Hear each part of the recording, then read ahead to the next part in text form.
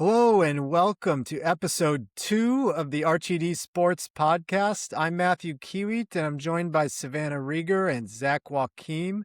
We have a fun episode today. We've got an interview with Damien Sordelett of the Roanoke Times talking James Franklin, Virginia Tech football, everything that comes with it, recruitment, spring camp, summer camp, you name it. We'll get into some national sports, and at the end of this episode, if you want to stick around for story time, we're going to break down our weekend in Loudon County, Northern Virginia, covering the VHSL state championships. It was mostly fun. It's fun to look back on. Not always fun in the moment. But stay for the whole episode if you want to hear more. It's gonna, like I said, it's gonna be fun. But first we'll lead off. Friday was kind of rough though. It was. We can get to that at the end. But it is. We love covering the state championships and everything. It was 97 degrees. There was inclement weather. It was a long day. It'll be a fun story there at the end. Matt, I think you should open the podcast with the okay. Here we go. Here we go. For anyone not familiar, it's a Dak Prescott thing. Who will do that as a snap count for the Cowboys, and it's become a hallmark of our office dialogue. So it's a rallying cry for the office. Indeed. Okay, here we go. Quick hits. We have NHL and NBA champions. Where should we start? I guess we can, as we are a newspaper, maybe we could go inverted pyramid. Most recent thing being the most timely, I guess. NHL Stanley Cup. The Carolina Hurricanes have won their second Stanley Cup, taking down the Las Vegas Golden Knights in 6 games. 6 games? Yeah, 6 games. They won last night in Vegas, celebrated on the logo. Savannah, how did it make you feel? Well, here's the thing, guys. I think that the Hurricanes just want to be the Washington Capitals so badly. They had to go win it in Vegas. They're not the first team to do that. Check 2018 tapes for that one. But, you got to give a little bit of props to them, I guess. I don't, but I could see other people wanting to give them props.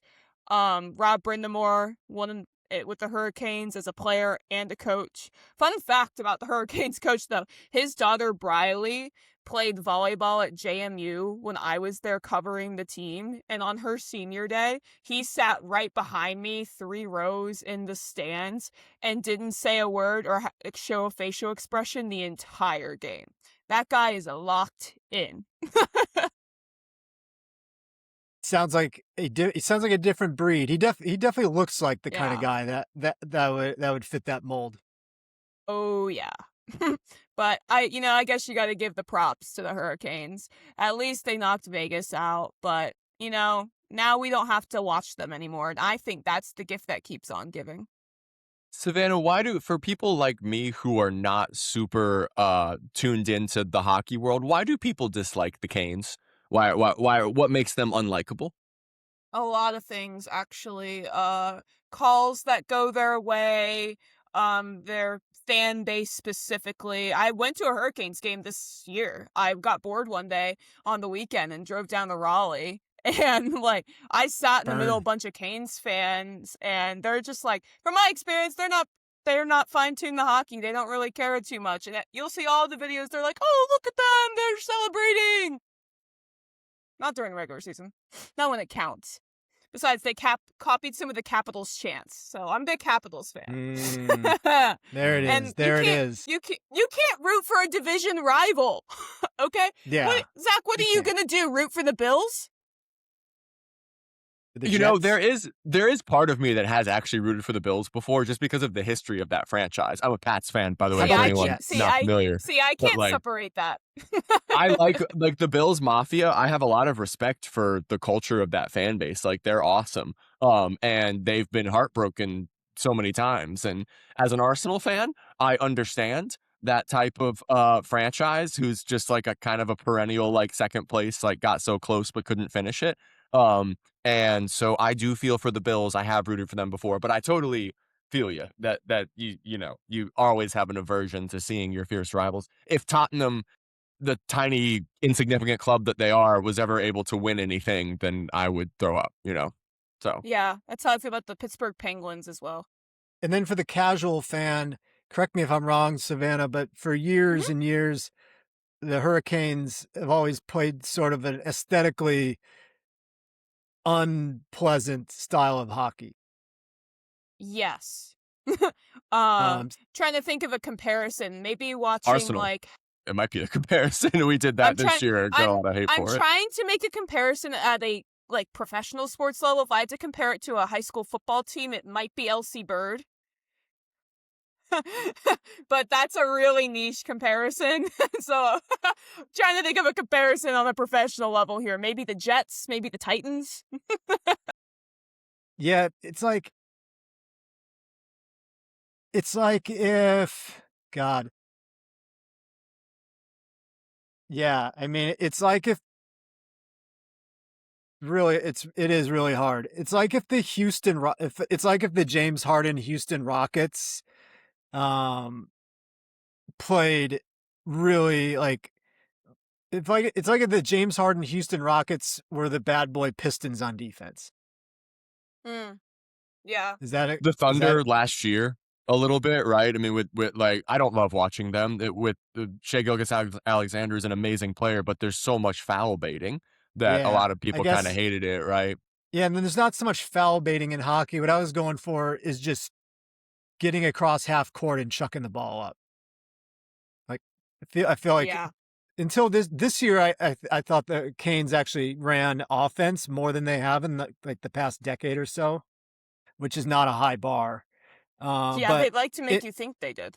Yeah, but in previous years, it was like get across the blue line and shoot, or just dump and chase for the whole game basically until they wear down the opponent and get someone free in the someone free in the middle in front of the net. I also think that the Canes compared to years past, had a pretty easy path to the Stanley Cup. And maybe I'd have a little more respect for them if they played some tougher teams along the way. I mean, obviously, you can't fault Vegas for going out and taking out the Colorado Avalanche, but the Caps missed the playoffs in the Eastern Conference with more points than Vegas had as the winners of the Pacific Division.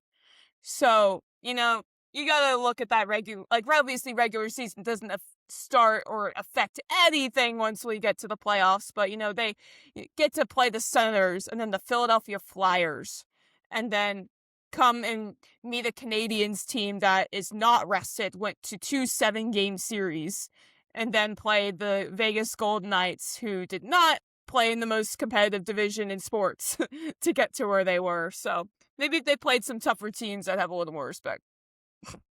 That's just me though, and it's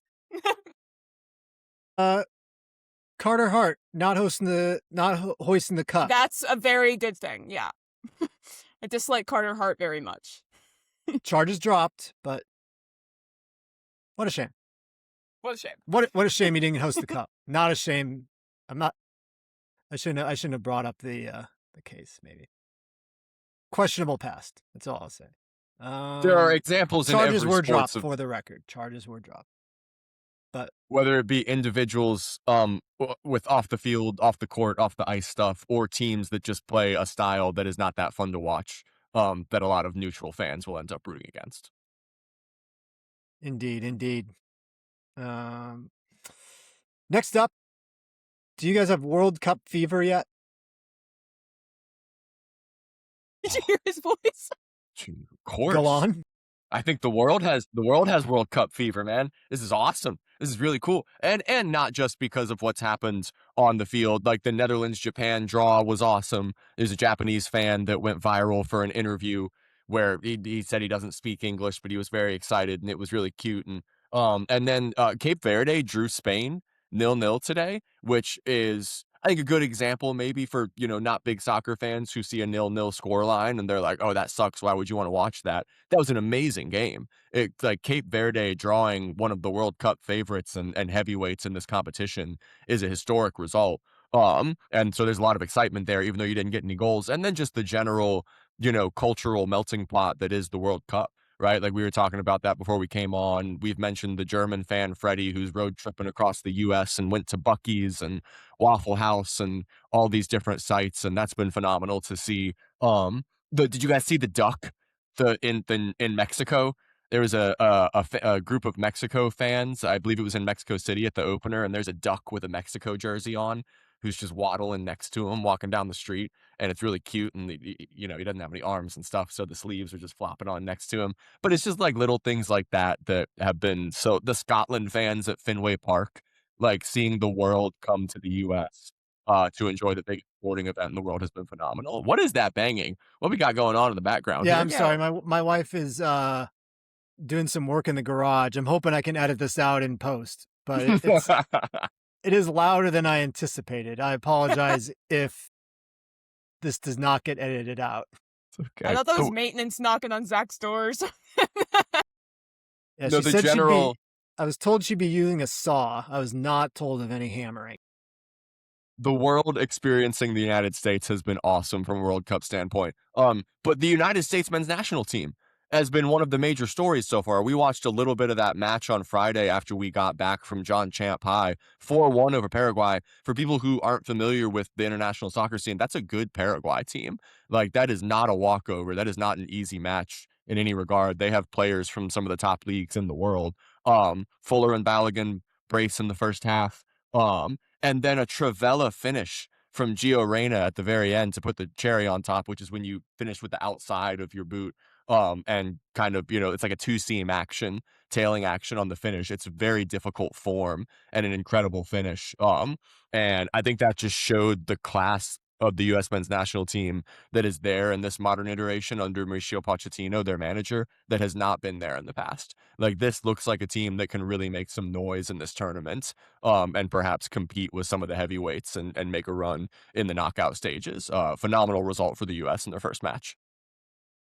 Indeed, it was impressive. I'm going to get World Cup fever eventually. I don't have it yet, but I have it. Maybe I have a touch of it. It's coming on. Yeah, I need to have more games on. I'm a big fan of daytime live sporting events. So anything that's on during the day, I don't know. For me, it's easier actually to work if I have another screen on. I work really well during March Madness She because does. I've seen it. we just got yeah. I've gotten the entire softball preview done in a day when March Madness is on. It's so much easier. So I think I'll be there eventually. I've really liked the TikToks of Europeans going to Walmart. They love that Waffle we House. sell big bags of cereal that look like it's the size of dog food bags. And they Yeah. also like how big we sell ground beef and how we do it. I've also seen peanut butter get a lot of attention on TikTok this week. Free chips and dip at restaurants. Mm-hmm. We haven't even ordered yet. The food's already coming. The stadiums too. That's been cool to see. With a lot of Europeans and international fans just impressed with the stadium infrastructure of the United States, and I've seen a bunch of people saying can we get them to a SEC tour during college football season or something like that. So it seems like they've been enjoying all of the stadiums, and that is impressive, right? From an international perspective, you don't have that many professional level stadiums around the country in many places around the world capable of hosting these events. And so that's been really cool to see the world come into the US and impressed with everything from Waffle House to Jordan-Hare Stadium. Indeed. And then pivoting to baseball, feel like the Miz, Jordan Mizorowski for the Milwaukee Brewers is kind of taken the sport by storm here the last couple weeks. Just threw what is it? He threw a Maddox, which is a complete game in fewer than 100 pitches, and he struck out 15. And so, Zach, as someone who's played baseball, you can vouch for how hard that is. In order to strike out 15, you're throwing at least 3 pitches to each batter. And, very few times, I'm guessing very few guys he struck out on 3 pitches exactly. And it's particularly impressive because of how he pitches, right? He's not Greg Maddux in terms of what Maddux was sitting mid to upper 80s, right? Like spotting everything and working with great movement and an incredibly diverse pitch arsenal. Mazeroski's throwing 105 like as a starter, which I think the other day was the fastest pitch thrown by a non-reliever in Major League history. So to be blowing people away like that, and but still being able to have that kind of stamina to go the length, is incredible. I can't think of many arms we've seen like him. Randy Johnson, like maybe comes to mind. Obviously, like very different pitcher, but kind of similar stuff, right? In terms of the dominance. I hate to call him Yeah, Nolan Ryan, but in terms of throwing gas through an entire 9-inning game, maybe I guess Verlander could do it. Shout out Enrico native Justin Verlander. Goochland native, right? Was he Born in Henrico? in Enrico. Yes, this debate. The whole native debate. No, he, Yes. but and then went to Goochland High. Yeah, but he is raised in Goochland. His parents lived in Goochland, still live in Goochland, but he was born in an Enrico hospital. So That's a whole office debate, by the way, that we could bring to the podcast and we could talk about for a while. But to quickly summarize, strictly speaking, you are a native of the place you were born in, not the place you were raised in. But obviously, that's not how people use it colloquially. I was born in Bethesda, Maryland. I am not a Bethesda, Maryland native. Screw that. I don't have any. Oh, he memory is a of it. Maryland native. That's where he was born. No. See, and that's stupid. And that is, like, strictly speaking, the definition. It is not how people use it, nor is it how it should be used. Ooh, he's fighting the AP style book today, guys. Mazeroski is not allowed more than one run since April 25th, and he's only allowed one run since April 25th. There, I guess, one earned run, I should say, and he's struck out at least 8 in every single start this season. Incredible stuff. I'd love to stand in. Well, it'd be terrifying to stand in against him, but just like to see what 105 looks like, would be an incredible experience. If you can see it, because you really barely can. What's the reaction time on that? I mean, it's like a fifth of a second or something like that, I think, right? That you have something stupid to read it, which is just absurd. And to be able to do that from a starting pitcher role for, the entirety of a game is bonkers. We've rarely seen anything like it in baseball history. We almost got a complete game no-hitter, the first one of the season on, what was it? Was that Saturday? I think the Astros threw a combined no-hitter, which, was it the Astros? Someone threw a combined, this is what I'm talking about. Someone threw a combined hitter this year. Did you even know? No, combined no-hitters not nearly as cool. Yeah, it doesn't matter. But Yoshinobu Yamamoto had a no-hitter going through 8 innings. I brought this to Zach's attention on our way home from Northern Virginia. I think 30 seconds later at most, he gave up a home run and lost the no-hitter. So jinxes in baseball, a real thing and still a lot. I felt very bad. It was the classic announcer's jinx. We were listening to a Daft Punk podcast called Dissect that we got super into on our road trip up there and back. Shout out, Matt. Thank you again for introducing me to that because I've been loving it. Although Maggie might be a little upset with you because I insisted on playing it in the car on Saturday. And she was just like, oh my God, this is terrible. Did you start over or did you jump in where you left off? We jumped right back in where we left off.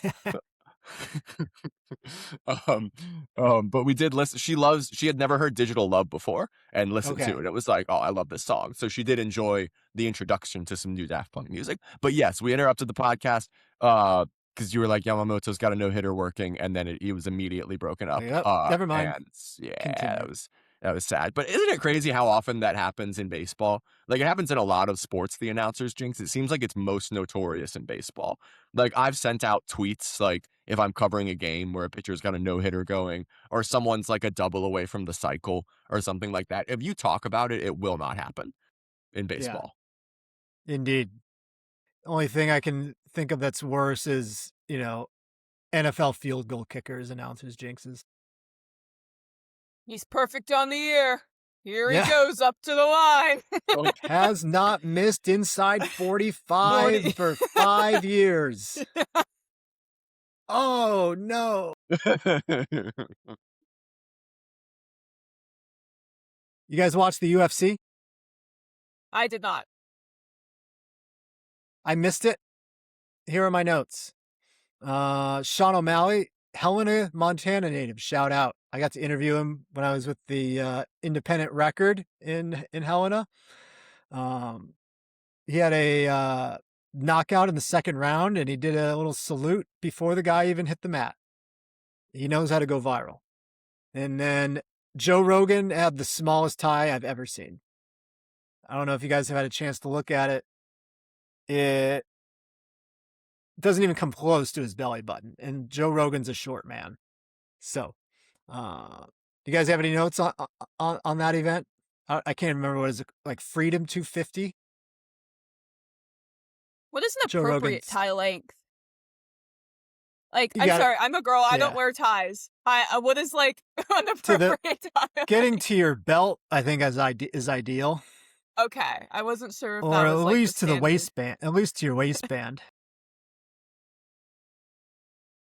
Yeah, if you see shirt in between tie, the shirt tucked in, if you see, shirt between the tip of the tie and your pants, kind of looks a little silly. And then when you're up in the belly button area, people are like, oh, that's kind of short. And then if you're not even getting to the belly button, that's at that point, you wonder if it's intentional. Okay. Your thoughts, Zach? Talking ties? I've never worn a bow tie before. I guess bow ties would be the exception. Would be for in terms of length. I try and go 3 buttons. Is where I want like the height of the tie to end up at. Generally, I think is the general rule. But I also very much prefer like the thinner ties. That kind of have like the more chic, like 3 modern look to buttons. them, That's I like to think. here. Is it on a button down? I thought it was 3 buttons down. Is the height you were supposed to? Maybe it's 4 or 5. I don't know. I might have got the number wrong. Probably depends on the height of the button down. The tip of your tie at the sternum. I'm trying to go like belly button. Yeah. So I think I had the number of buttons wrong here. Yeah, but trying to get 1, 2, 3. So it might be 3 up. Yeah. Maybe from the bottom Maybe. is what we're talking. Yeah. If your shirt is untucked. Yeah. Yeah. Yeah. I always go, or maybe the 3 button you're thinking of is the tag end of the tie. I go like 2.5, 3 buttons down, and then I tie it, cinch it up, and the long that usually gets the long end to where you want it. That was what I was thinking in my head as the 3 button rule. Yeah. Okay. We got there. We got there eventually. Yeah. That was UFC talk. Did you ever take Taekwondo? Yes.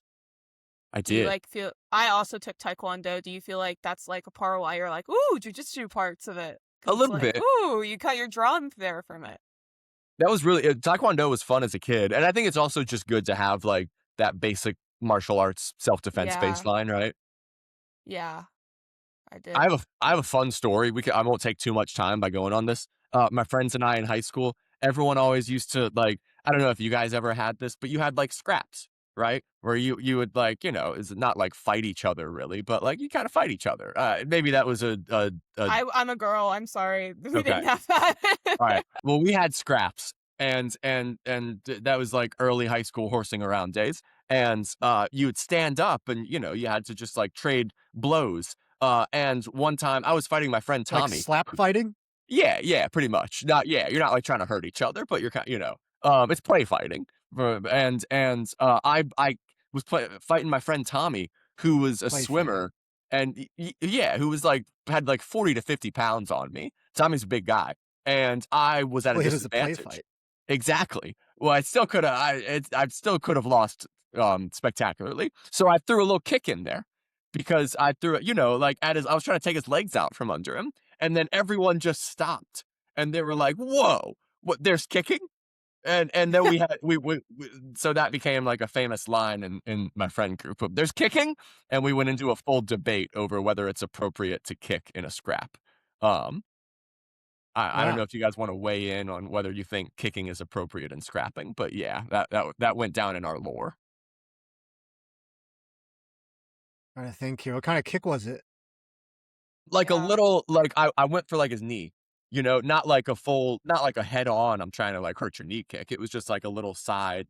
If you watch UFC, like they will do that a lot, especially fighters who are longer and have length advantages. They'll just like kick at your calves and your knees, kind of trying to take your legs out from under you. So that was supposed to be the strategy there.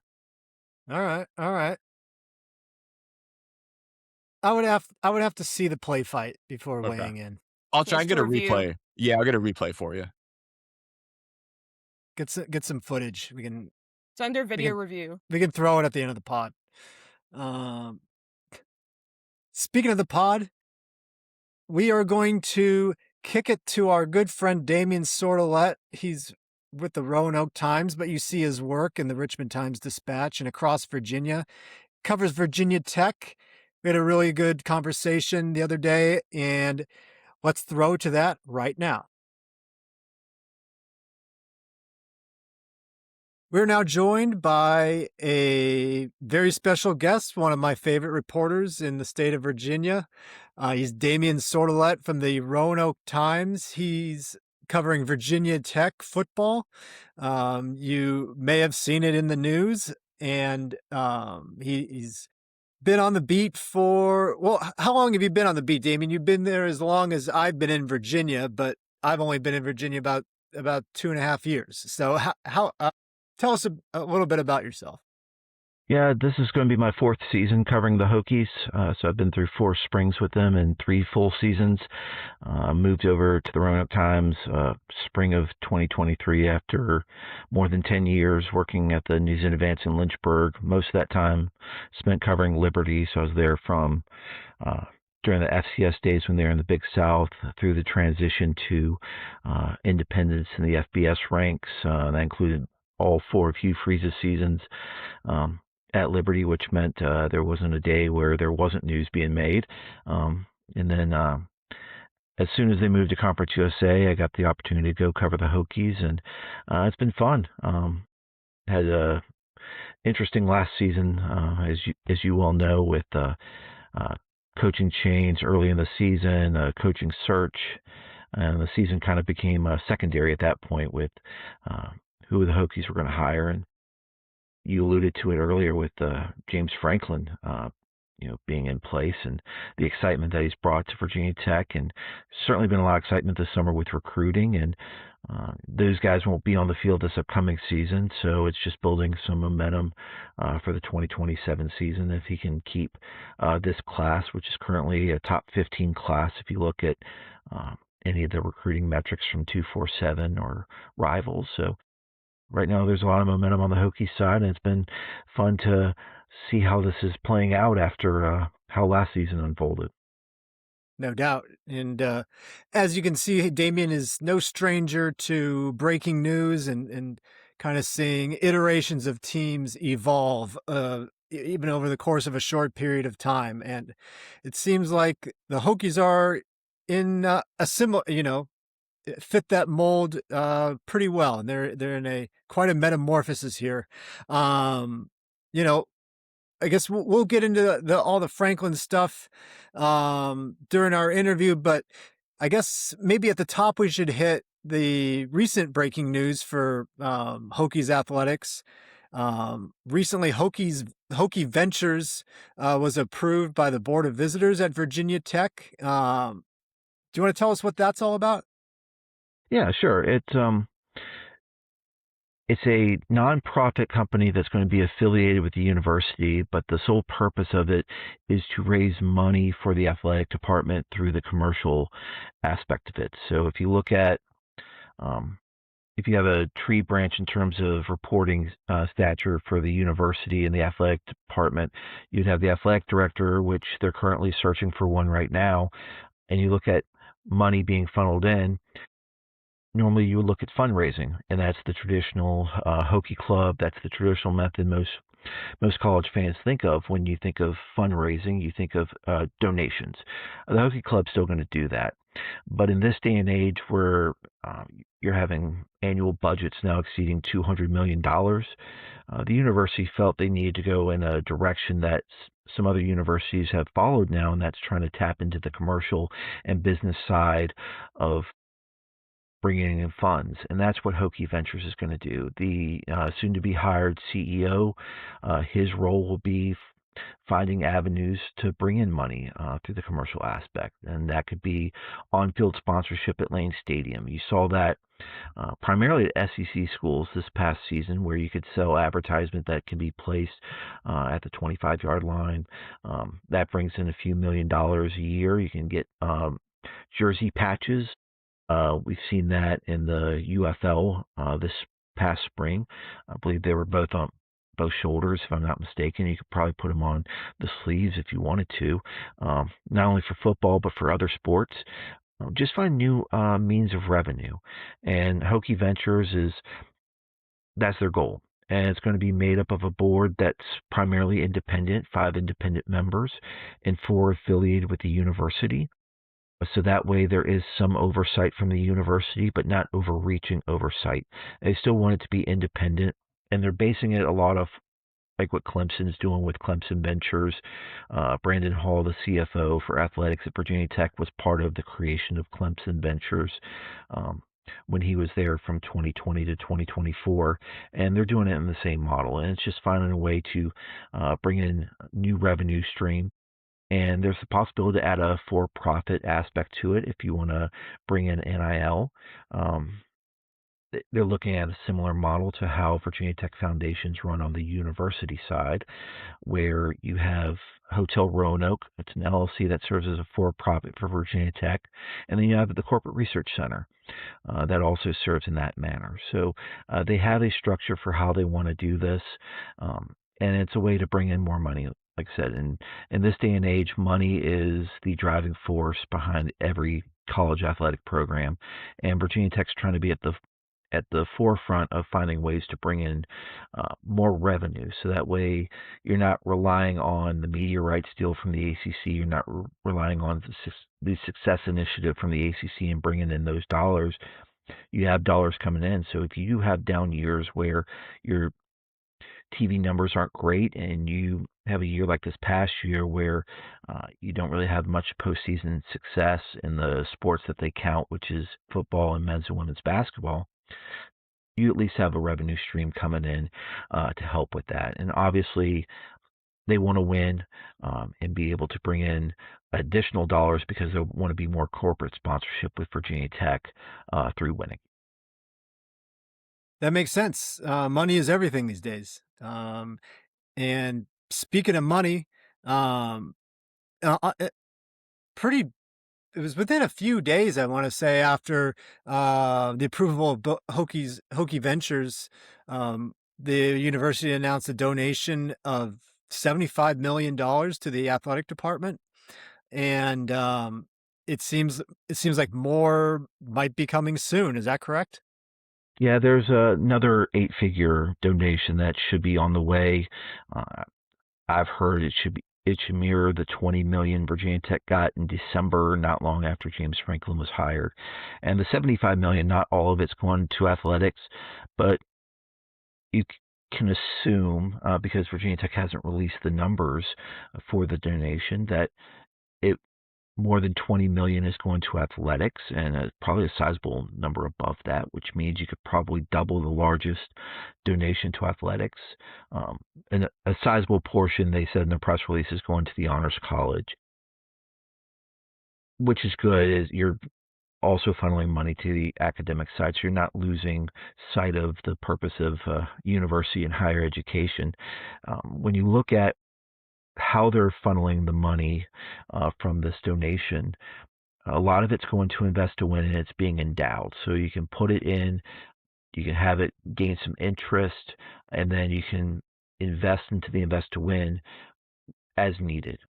When they approve when the Board of Visitors, and there's a lot of money and there's a lot of connecting the dots here, but when you go back to last September, when the Board of Visitors approved adding $229.2 million to the athletic department's funding, $120 million of that had to come through fundraising.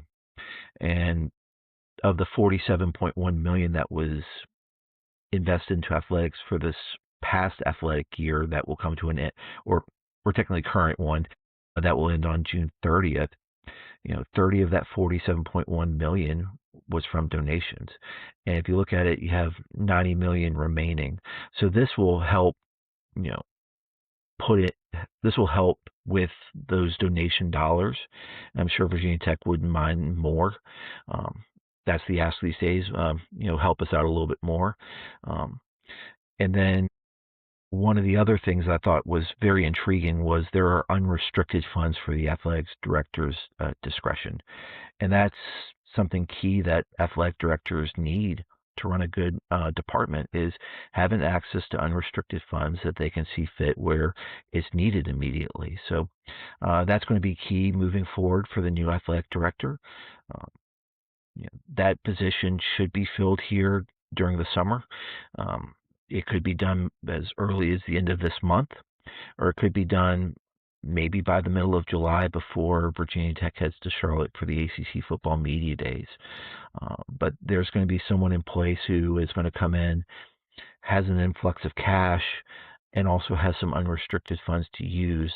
So he or she, once that individual gets the lay of the landscape of the athletic department and sees what's needed, can now access those unrestricted funds and say, all right, we need to improve here. We need infrastructure here. We need coaches salary bump here, whatever you may need.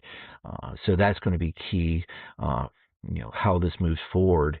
And when Tim Sands said this athletic department is in a metamorphosis, he wasn't joking around with how they're modernizing this department through, finding commercial ways of raising money, and then also the change in leadership with a new athletic director, a new CEO of Hokie Ventures, and a new executive director for the Hokie Club. So this athletic department is going to have a totally different look and a totally different direction come September 5th when the football team kicks off its season opener.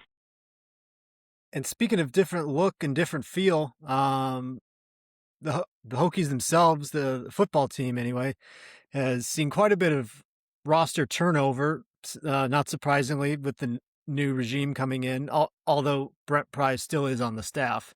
But James Franklin, brings a name brand, a national brand with him, and he has gotten some dudes to commit to Virginia Tech, and some guys that flipped from Penn State, some guys that flipped from elsewhere. Talk to us a little bit about how the recruiting is shaken out and who is still on the radar for the Hokies. Yeah, if you look at James Franklin did yeoman's work last year in 2 weeks, getting that class up to 23 players. And Doug Bowman from 247 Sports brought this up, and I went back and checked the numbers. From 2019 through 2024, Virginia Tech had 14 blue chip recruits in their signing classes. And blue chip means you're rated a 4-star in one of the 3 recruiting sites, which is 247 Sports, Rivals, or On3, however you want to call it, and ESPN. Franklin signed 7 with last year's recruiting class, and he currently has 7 who are committed with this current recruiting class at 23 players. And I think they're slowing down with who they're taking because they have such a large class right now. And for Richmond viewers, Sam Fennell, tight end for Benedictine, is one of those 7 blue chip prospects. He's 4-star from Rivals, and he's one of 3 tight ends who have committed. And I think Virginia Tech's going to utilize tight ends quite a bit in this offense, considering Ty Howell, the offensive coordinator, is also the tight ends coach. And they're going to utilize those guys quite frequently. And another Richmond area kid, Tyler Warren, had immense success in that type of offense at Penn State. Do-it-all guy, former quarterback, who Penn State could use in a myriad of ways. And I think Virginia Tech is eyeing something similar with the guys they're bringing in right now. But from a recruiting standpoint, they're at 23. they've locked up multiples at each position. One guy who I think they're really trying to get is LC Bird's Chris Whitehead. He is the top-rated player in the state according to every recruiting service. He would be a high-end 4-star addition. I think we have to wait till he visits Ohio State to see, which direction he goes. But I think Virginia Tech is still very much on his radar of wanting to bring him into the fold. Because if you can bring in the top-rated player in the state and prove that the best player in the state can still come to Virginia Tech and do good things, they're going to make that happen. So I think the ball's now in his court, and I think Virginia Tech would like to round out the class with him if he wants to go there. Gotcha. Yeah, and Chris Whitehead, LC Bird standout, listed as an edge on 247 Sports, also plays some tight end. And he's got interest from, the murderer's row of defensive lines. You got Georgia, Ohio State, South Carolina, which I think you'll remember Darius Gray is committed to, and LSU, who in recent years has kind of been not the best defense, but if you'll remember they got Ed Orgeron whipping that D-line back into shape starting this year. So, and hitting the recruiting trail from what I've heard. So some stiff competition, no doubt. LSU did take a couple of edge rushers recently and commits, so you're thinking that might be off the table for him. But again, like you said, you have Ohio State, you have Georgia in the mix. Virginia Tech has won some recruiting battles for some players that were leaning toward either Georgia or Ohio State or even Indiana, for that matter. An offensive lineman, Dylan Luttrell, Virginia Tech went out on him, and he just got bumped to a 4-star by 247 Sports. So Virginia Tech is winning some of these recruiting battles against, the defending national champion, a Georgia team that not too many years ago was a national champion. Ohio State, which is a perennial national title contender. That's the James Franklin effect. They are finding ways to win these recruiting battles, and it's not necessarily all 4 and 5 stars. They're getting guys who are rated 3 stars that they project can be very good players. And the recruiting services are catching up to it. And like a bunch of Virginia Tech players who had committed were rated 3 stars, and they just got bumps from 247. That's why Virginia Tech's blue chip rate moved up quite a bit in this past week.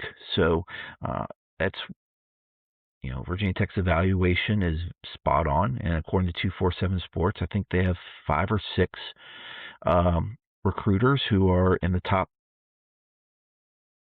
15 in the ACC in terms of recruiting rankings, and that's the most of any school in the league. And it shows that Franklin, hired coaches who are proven recruiters, and most of them are proven developers. So the first leg of it, recruiting good players, it's looking good. Now the second leg is going to be developing these players, and especially developing the current roster for the upcoming season. Indeed. You got to develop the players, and then you got to play the games, which is where we'll head next. Scrolling through their schedule here, they open with some, on paper anyway, some winnable games, up until I guess hard to know how these teams will be, but just based on where they were last year, have not heard much about them. Definitely have not heard about them in the way we have heard about Virginia Tech. Looks like they could have 0 or maybe 1 loss heading into this Georgia Tech game on October 17th. And then it gets a little bit more difficult here.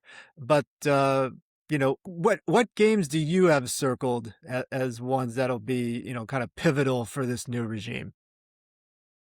Well, first, the Maryland game, which closes non-conference play on September 19th.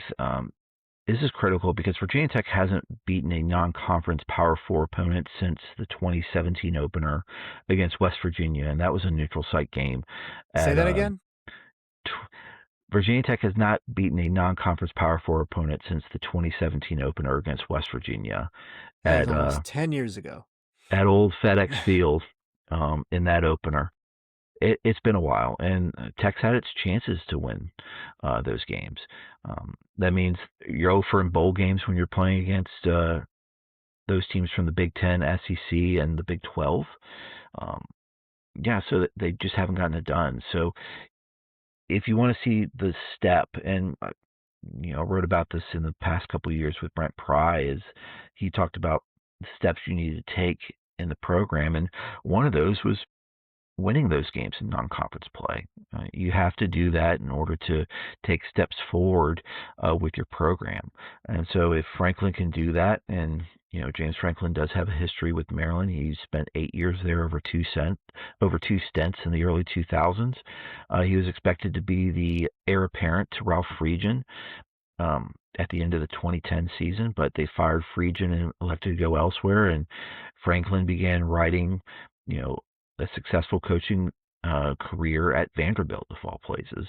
And then, of course, had a illustrious time at Penn State and went 4-0 when Penn State visited College Park.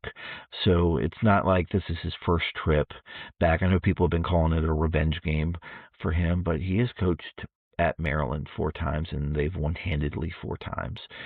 So you're looking forward to that. That's the first one I've circled. You mentioned going into the Georgia Tech game with undefeated or maybe 1 loss. I'm looking at that Cal game the week before, having to travel across the country. Granted, you do have an extra day of rest because you're hosting Pitt on a Friday the week before, but still you're going across the country. That is a tricky spot, yeah. Is the time change. You don't have an open week after the Cal game to get reacclimated before playing Georgia Tech. But Cal's especially if they stick that game at 7:30, 7:45 Pacific time kickoff. Yeah, and Cal's sneaky good. I knew how to pronounce the quarterback's name last year when they played in Blacksburg on a Thursday night, but I'll just call him JKS for now. He's back. It looks like Cal has done a really good job recruiting with the coaching change, and it seems like Ron Rivera being there as the general manager, he is pushing all the right buttons right now in terms of making sure the Bears have what they need to be successful, and that should be a good game. Your first 2 road trips are to Maryland and Boston College, and that's in back-to-back weeks there in late September. This is going to be the first true, get on a big plane and fly across the country. So that's a game that I'm looking forward to. But then, like you said, after the 7th game of the season against Georgia Tech, those final 5 games, outside of home games against Stanford and UVA, you're going on the road to SMU, to Clemson, to Miami. And that's a gauntlet of a stretch. And we know, SMU is going to be good. We know Clemson's probably going to be projected to be contending with Miami for the ACC title, and we know Miami is going to be good with getting Darian Mensah in and essentially reloading on the defensive line after making the national championship game last year. So the back half of the season, basically every game you look at as, okay, those are big games to circle. But I wouldn't overlook the first half of the season. Everyone says, oh, that's a nice little runway to get going to the season. But ODU has tripped up Virginia Tech in the past. I wouldn't overlook that in week 2, even though ODU is going to be going through a change with a new offensive coordinator and having to replace a whole lot of players on that side of the ball. I think none of the offensive linemen who are on the 2 deep for the Cure Bowl against South Florida are back. You have a quarterback battle. Your top receivers are gone. So even though ODU is having to replace virtually everyone on offense who were major contributors last year, I still wouldn't overlook Ricky Ronnie and the Monarchs. But I look forward to that Maryland game. If you can win that one and get that sort of monkey off your back, I think that does a lot of good things for Virginia Tech heading into league play. No doubt. Definitely some landmines there, but definitely a chance to go into that Georgia Tech game with some good vibes on your side. Speaking of vibes, I know that things were, they're kind of in a similar spot last year, maybe a little bit more tense, but, there was the feeling during spring practice, with, Kyron drones coming back. There was that feeling that this is Tech's year to really, announce themselves as a force to be reckoned with in the ACC potentially. Obviously that fell apart, and but what I guess how are the vibes this year compared to last year? I think the vibes were better in 2024 when you had so many pieces returning. Last year was complete unknowns because of the fact that Virginia Tech went more into the transfer portal than expected, and there were so many unknowns with the new with new defensive coordinator and Sam Cephas. How was Philip Montgomery going to use Kyron drones in the offense? I mean, that was a late change because Tyler Bowen. It wasn't long before spring practice that Tyler Bowen left and took the job as the offensive line coach at Ohio State. And then you had to go out and get Philip Montgomery, and obviously that experiment didn't really work out because drones didn't really fit that offensive style, and that's why you saw the struggles last year. I think there's as much optimism about the team this year, maybe more than there was in 2024 when you returned so many pieces from a team that seemed to take step forwards in Brett Pry's second year. But of course you lose to Vanderbilt to open the season in overtime, and lose some games that you should have won. Rutgers in week 4 was a game they definitely should have won. And then the heartbreaker to Miami in the ACC opener. I think Virginia Tech fans still felt Daquan Felton caught the ball in the end zone. It shouldn't have been overturned. And then, of course, injuries down the stretch to drones, Bashal Tutin really derailed what could have been for Virginia Tech that year. But I think there's more optimism this year because, one, James Franklin's a proven head coach who has won at both the SEC and the Big Ten, and won at a very high level, I should say. And then the fact that you have Brent Pry back as defensive coordinator, where that's his comfort level. That's where he wants to be. And I think you combine all those things, and you put Ethan Grunkemeyer in an offense that suits him, and you're not trying to fit a square through a round peg, I guess you could say, when it comes to stylizing your offense. You know what Grunkemeyer can do, and Howell was there to see the best of him over the end of last season. I think there's more optimism now. They've improved at every position through recruiting. We'll mention the transfers, bringing in an influx of former Penn State players who understand what it means to be in a James Franklin locker room. They understand the off-season work that's currently going on, and the expectations for what it means to go into a season. Not looking too far ahead, taking the 1-0 approach, which James Franklin is really hammering in to his team. So I think there's higher expectations, and I think they exceed the 2024 ones when, I was an AP top 25 voter that year, and I even had Virginia Tech in my top 25 because I thought they could be a team that could be up there. And of course, I got a nice heavy dose of reality in week 1 when they lost to Vanderbilt, and really just didn't have a top 25-like season. Beat reporter's curse. I don't know why it happens to us. I remember back when I worked in Helena, Montana, I got a chance to interview Sean O'Malley before his first, wasn't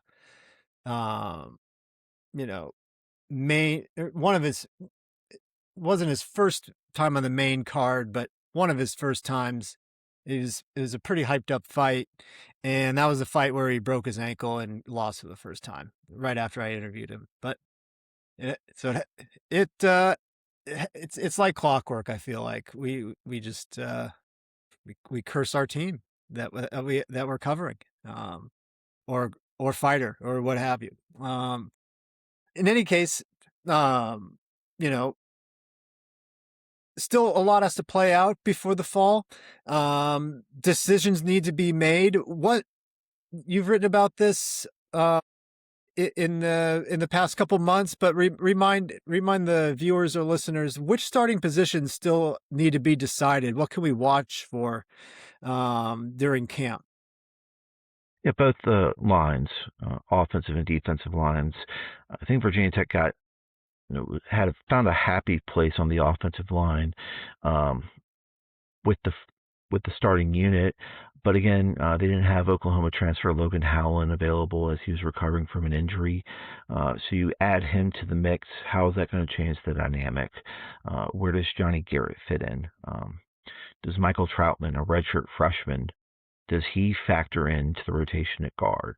Those are a lot of questions that are being asked here going into training camp, and that's a position that, if the offensive line's working, Virginia Tech's offense is going to excel with the play action passing and, giving Ethan Runkemeyer time to find his targets and then establishing the run game with Marcellus Hawkins and Jeffrey Overton. On the defensive line, there's Kamari Copeland at tackle, and then it seemed like there was more questions about the other positions, like who's starting, who's in the rotation. We know Elijah Fall and Emmett Laws are going to play at tackle, but who's the fourth? Who's the fifth guy that you're going to have there at tackle? And then looking over at some notes over here, I'm kind of cheating a little bit, but who are your defensive ends? They're really high on, Asen Stevens, Derek Dandy, Jason Abbey, but where does guys like Malachi Williams, who had a really solid spring game, where does he factor in? Daniel Jennings, Javion Hilson.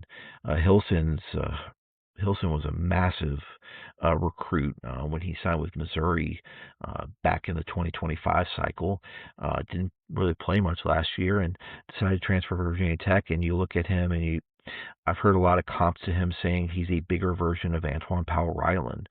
And, APR was, along with Aeneas Peoples, were Virginia Tech's last All-Americans back in 2024. So if you can have someone who has that twitchiness, speed, and the fact that he's a little bit longer and is and just needs to get a little bit stronger, you have a guy who can be a bona fide pass rusher. But is he there yet? Those are a couple. Cortez Harris, I don't want to leave him out. I think he's going to be a guy who can factor into the rotation. Both lines are what I'm going to look at a lot, and I think those are going to impact how Virginia Tech plays on both sides of the ball, because James Franklin is a massive proponent of games are won and lost in the trenches, and I don't think that's just coach speak from him. I think that's legit. I want to win the game in the trenches every single game, and that's where it all starts. And from a defensive tackle position, I mentioned those three, but I think Eric Mensah, Christian Evans, if Andrew Hanchuk can stay healthy, I think Virginia Tech could find some depth there. So, I do want to shout out T. Ron Richardson, a guy from Hopewell. You met him at your All-Metro banquet a couple. I think it was last winter. Massive. He is huge. And he actually got in the spring game, and I looked at him like, that's a freshman. Holy cow! I shook hands with him, and I'm 6'5", and my hand was just swallowed up by his hand, and it felt like his hand weighed 40 pounds. So I would hate for that fella to put hands on me in an aggressive way. Yeah, I'd see. He's probably going to be a guy who's going to redshirt, but they're going to find a way to play him in 4 games, and I think he can. In his 4 games, he can probably contribute. So, they've accumulated a lot of young talent through recruiting, and now it's all about developing, and then of course we're training them now, and that's where NIL and revenue sharing is going to come into play for Virginia Tech, and Hokie Venture is going to be a big part of that. especially from the NIL side of things. So if you can keep these guys and retain them and develop them, you're looking at guys who can contribute. But I think Richardson is one of those guys who he will probably splash, make some splash plays more than anything whenever he gets on the field. No doubt. And we saw it last year. Miami made a run to the CFP title game, just abusing people in the trenches with Desmond Bain and the other fellow whose name escapes me. I believe the Bucks drafted Bain. And then, I'm not going to think Bain, and I'm trying to remember the other one because I know the other guy who everyone said was too old to be drafted, and then he got drafted. Yeah, they were both first team All ACC picks for me, and I think I had both of them as All American picks my AP poll last year. So my AP ballot last year. So Miami showed you can win with a good line play, and the Hurricanes had anchors on both sides of the line last year, and it didn't hurt that Carson Beck looked like the Carson Beck at Georgia that was really good, and not the 2024 version. Miami showed a blueprint of how you can win in the ACC and also win the big games. Strong line Hakeem play. Mesidor was his name. That's right. I can't believe I forgot that one. But yeah, Mesidor and Bain were, they were mercenaries off the edges. And, I don't know if Virginia Tech has those types yet. They might have them in the building, and they just need to be developed. But I know Kamari Copeland, if he develops under Sean Spencer the way I think he can, he might be one of the better defensive tackles in the nation by the time we roll into that Miami game in the penultimate week of November. Sounds great. And this is the most exciting time of year. Come fall, it's gonna get a lot more stressful because all the things that we hope for as fans, things that we envision happening or could happen, they either happen or they don't. So, Damien, before I let you go here, where can we find your work? Yeah, you can find my work at roanoke.com or any of the other Lee Enterprises newspapers in Virginia, which includes richmond.com. I'm in the Roanoke Times most every day. This is kind of time of the year where there's not a lot of news being reported, but starting here in July, we'll start kicking things off, heading into ACC football media days, and of course, our sister papers around the state, including Richmond.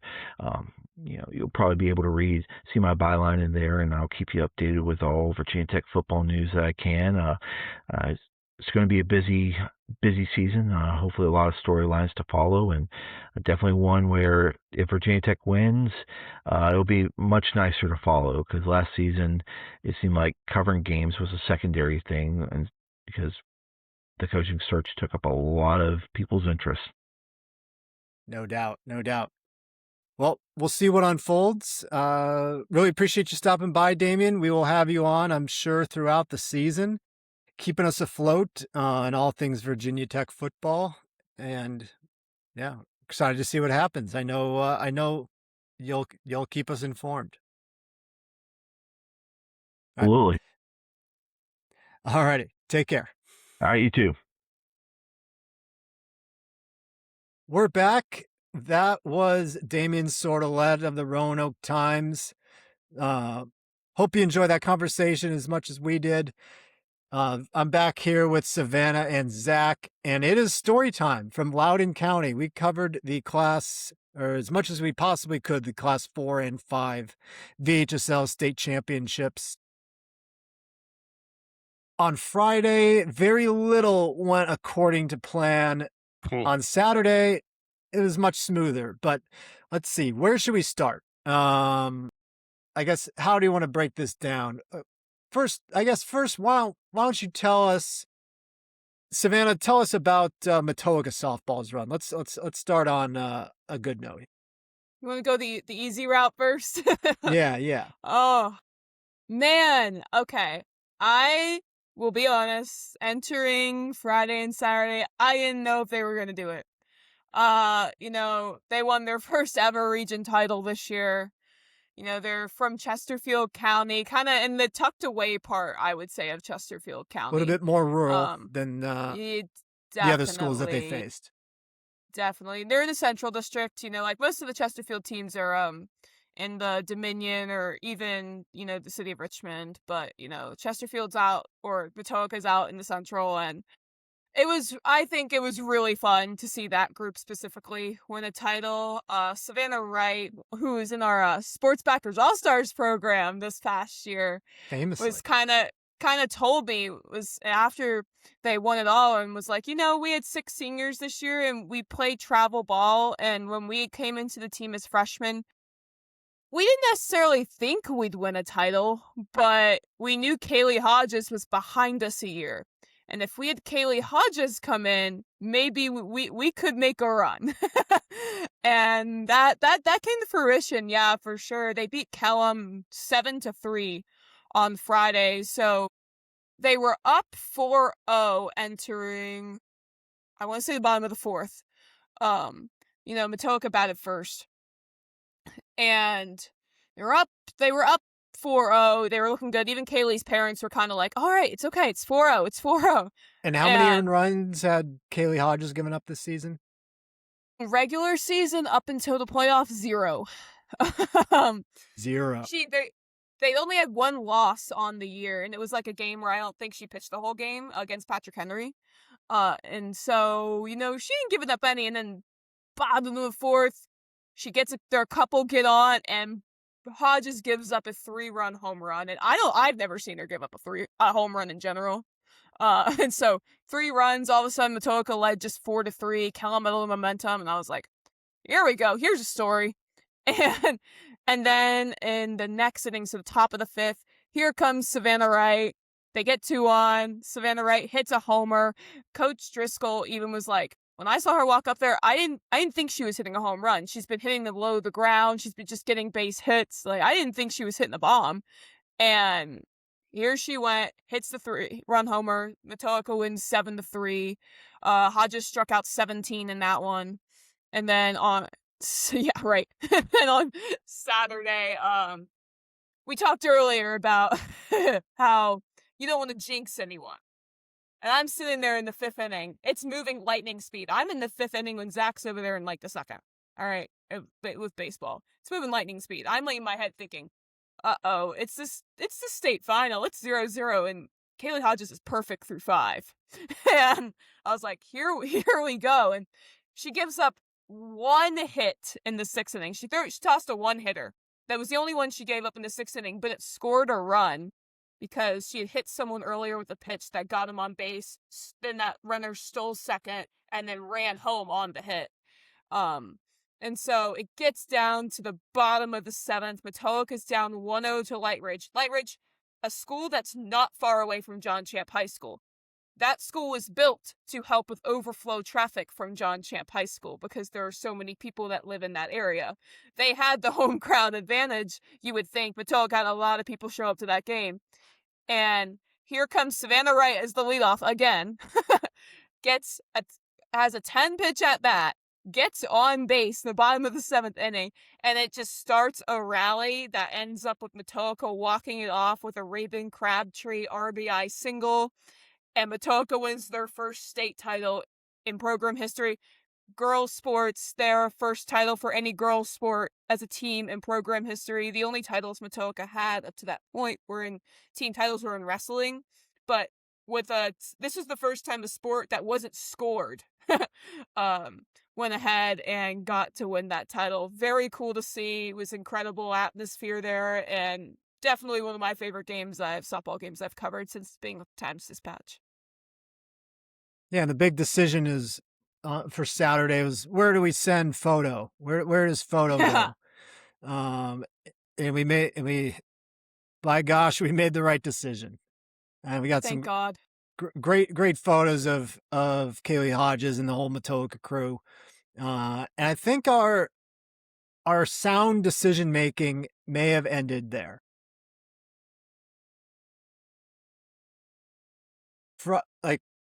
Should we get into Friday? Yeah. Yeah, I want to hear about your guys' Friday because I had an easier Friday. I had a long Friday, but a slightly easier Friday. So, okay, it started with booking the hotel, and I'll defend the booking. By the way, the hotel is on the most DC, Northern Virginia sounding street you'll ever hear of. It's on Defender Drive, in Chantilly. So the hotel I booked was very, very close to two of the host sites, John Champ and Freedom High School. There was one host site, Woodgrove High School, kind of out there. Nice facility, great baseball fields, softball field, with press boxes. Pretty mountains around it too. Yeah, pretty drive. Absolutely. The drive up there, very beautiful. Getting out of there. Okay, so what we figured was, all of our games, the late start is 1 p.m. Between the three of us, we should all be done around 3 or 4, and we'll figure out who makes the drive up to Woodgrove to pick me up. I was covering Atlee baseball and Patrick Henry softball, and figured, Savannah or Zach will just come get me when they can, or, absolute worst case scenario, I take a ride share, Uber or Lyft to a Starbucks, somewhere like halfway between the two places, and then I get a ride from there.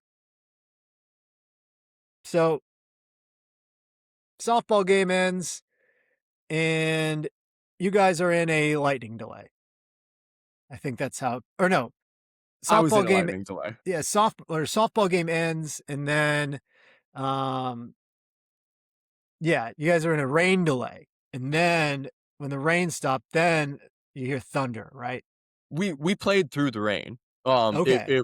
So it ended up being a lightning thunder delay, which I will get into after your own anecdote of craziness here. So yeah, Zach is dropping in the group chat, another lightning delay, another lightning delay. The dots I did not connect was the repercussions of the lightning delay. Apparently they were down trees, across those roads from getting to Woodgrove from the south. So there's, gridlock traffic coming up that way. And then there also apparently, I was told later, an accident on a main thoroughfare to the north. So my game ends. Savannah's got to go write like 3 stories because she stayed and helped photograph some of Zach's game. So she's got to go somewhere and write like 3 stories. Zach is tied up in a lightning delay. So, okay, ride share. Here we go. No one's accepting my ride. No one. I see cars. No one wants You see the cars, and it says driver information will be shared in 5 minutes, and it just kept saying that. Driver information available in 5 minutes. Driver information available in 5 minutes. Then in about 15 or 20 minutes later, that ride was dropped. Open up the app again. Prices are surging. Going to where I planned on going was going to cost like $150. Getting all the way to the hotel is going to cost $250. So I put in a request to go to a Starbucks in Leesburg, Savannah's hometown, in fact. It is my hometown. After about 30 minutes of trying that, some guy finally accepts my ride. It's about a 15-minute drive from where I was to Leesburg, and I believe the fare was $70 after tip. And so the gentleman's name is Golem. He explained to me what was going on. Golem. Golem. I don't Not a know. character. Not the character from Lord of the Rings, though. I don't know. It was Ghula. Okay. I said Golem. He did not correct me. So to Leesburg we go. Finally get to Starbucks. I'm like, thank you. I can get to work here. But I'll back up a little bit. It was the last day of school in Loudon County. So when I tell you I was the last person on the Woodgrove High School campus on Friday, I mean, I was the last person.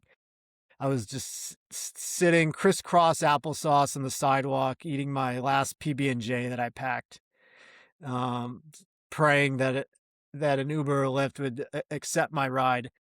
So I get picked up, dropped off Starbucks. 30 or 40 kids, teenagers, fresh out of their last day of school, are just bouncing off the walls at Starbucks. I believe Savannah had a similar experience at her Starbucks. Yeah, mine was like elementary schoolers, though, with Sweet Frog ice cream. Right. Of course. So, think about that. I looked quite defeated, I'm sure. I walk up to the cashier to order. She kind of laughs at me. She's like, Are you here to work? I'm like, yes. But threw in my headphones, started typing, and eventually did get there. Did get some copy to our copy desk by deadline. Got started on a second story. I thought it was okay to stick around and read Savannah and Zach's copy as it came in. I figured I had until 9. I thought 9 was when Starbucks closed. They closed at 8. So for the second time that day, I found myself with all my belongings. We had not checked into our hotel yet. I found myself with all my belongings sitting on a sidewalk in Loudon County, waiting to be picked up. Luckily, Savannah filed her last story within the next 20 or so minutes, and was able to come swoop me up and take me to the hotel. And meanwhile, what were you doing, Zach, through all of this? All right. So it was really hot on Friday. We'll throw that in there too. What was it? High of 97, I think. We were which was outside. brutal It for was all about of us. 97. That's the other. We were tanning. Yeah. We were burning and tanning. I didn't wear went through 6 sunscreen on bananas. that Friday. Nice. You had all 6? Oh, yeah. Monkey never Easily. cramp. Monkey never Did not cramp. Almost Yeah. I cried. had 2 Did not energy cramp. drinks. I almost cried too.